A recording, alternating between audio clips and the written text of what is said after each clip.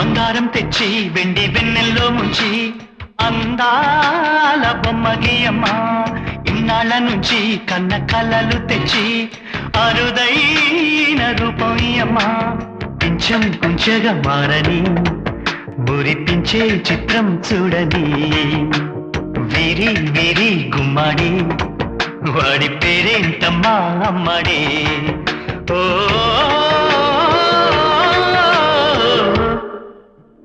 బంగారం తెచ్చి వెండి వెన్నెల్లో ముంచి అందాల బొమ్మ గీయమ్మ